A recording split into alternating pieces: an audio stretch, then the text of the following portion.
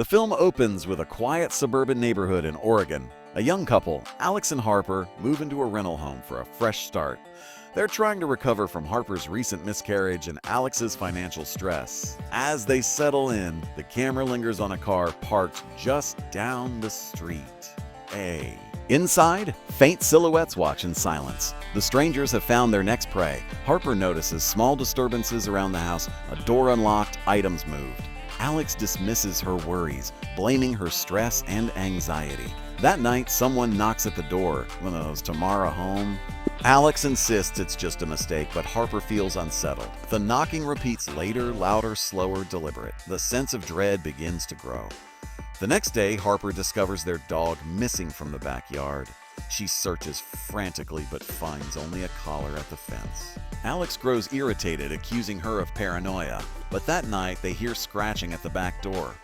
When Alex investigates, nothing's there except the collar neatly placed on the porch.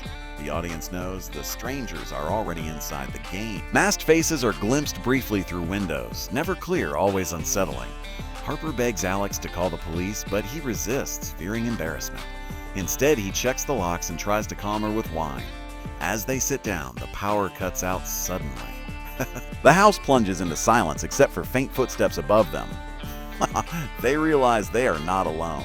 Arming themselves with kitchen knives, they search the house. Every room feels empty until Harper notices something chilling. The family photos on the walls have been replaced. Each frame now contains pictures of them, taken secretly that day. The strangers are toying with them, recording every move. Alex smashes the photos in rage, but Harper trembles in fear. The torment has only begun.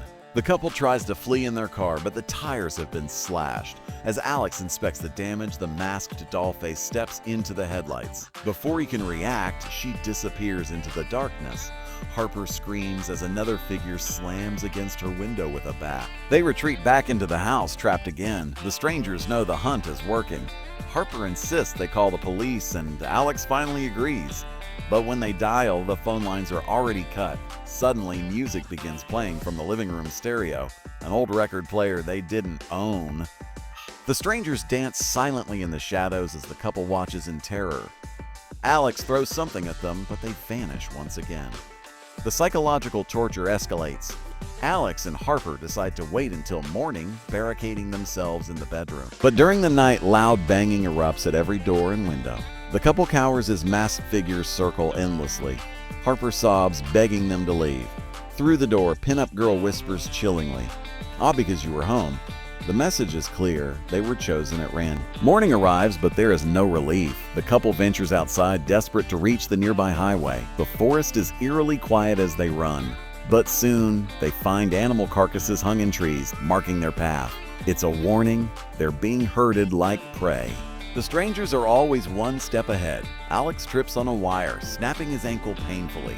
Harper struggles to help him, but they hear laughter echoing in the woods. They drag themselves back to the house, where fresh graffiti marks the walls. The words "Stay with US" are painted in red. Alex, injured and frustrated, insists they fight back, but Harper begins to lose hope. That night, Harper wakes to find Alex missing. Panic consumes her as she searches the darkened house. She finally finds him tied to a chair in the basement, gagged. Standing behind him is Dollface, watching Harper silently. When Harper lunges, Dollface slips away into the shadows. The strangers never rush. They savor the fear. Harper frees Alex, but he is weaker from his injuries. They discover a stash of Polaroids taped to the basement walls.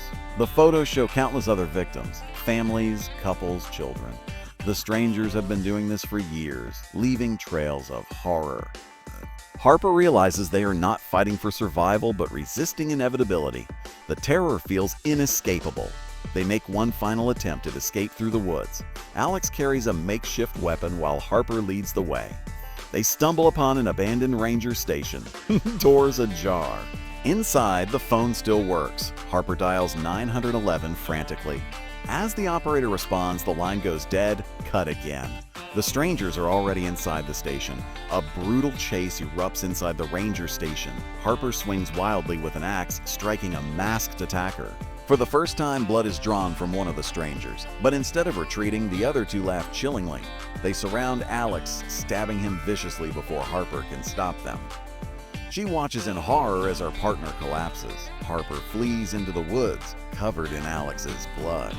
The strangers toy with her, whistling and playing music on portable speakers. She hides under a fallen tree, trembling as they search nearby. Her breath betrays her, and Dollface peers directly down at her. Instead of killing her, she walks away slowly. The psychological torment continues. By dawn, Harper stumbles onto the highway, collapsing in the middle of the road. A passing truck driver stops and rushes to help. She sobs, begging him to drive before it's too late.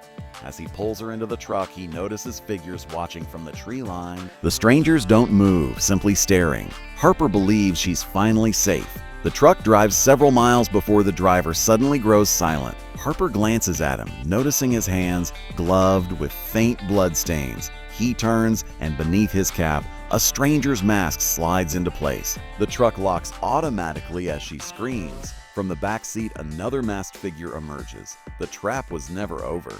The screen cuts to black, then fades into a quiet farmhouse. The strangers sit at a kitchen table, masks removed but never showing faces. They eat breakfast casually as if nothing happened. A radio in the background reports missing persons across the state. One of them turns the dial to static. Their cycle of terror continues endlessly. 19. In the final act, we see Harper bound in a new location. Her eyes wide, reflecting absolute despair. The camera pans across dozens of Polaroids pinned to the walls again. This time, her face is among them. The strangers stand in silence watching her. The film leaves her fate ambiguous, drenched in dread. Late at night, another knock echoes at a different suburban home. A man answers groggily, confused by the masked woman at his door. She tilts her head and whispers, "Is Tamara home?" Behind her, two more shadows appear. The camera cuts to black with a chilling violin sting. The nightmare of the strangers continues.